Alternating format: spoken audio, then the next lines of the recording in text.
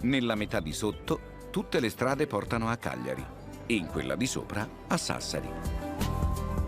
Sassari è un po' la seconda capitale dell'isola, città orgogliosa e aristocratica come poche. Non per nulla ha dato i natali a ben 2 presidenti della Repubblica Italiana.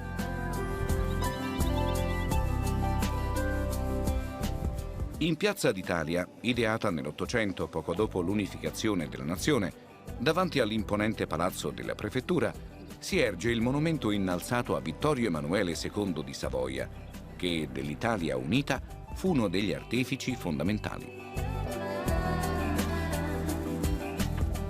Il vero simbolo di Sassari, però, è la Fontana del Rosello, una magnifica architettura degli inizi del Seicento, impiantata su costruzioni ben più antiche.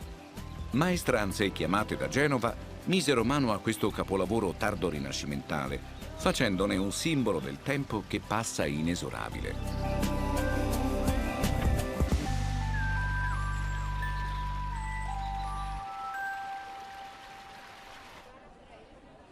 Sassari è celebre per le belle piazze aristocratiche su cui affacciano molti edifici nobiliari, regalando al turista scorci pittoreschi e angoli suggestivi.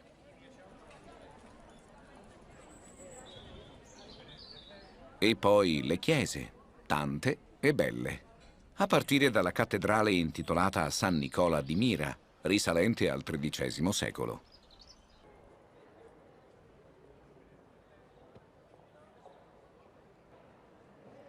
Cultura, però, non sono soltanto chiese e monumenti, ma anche il patrimonio culinario di una terra. Ed è un tipo di cultura a cui io sono molto sensibile.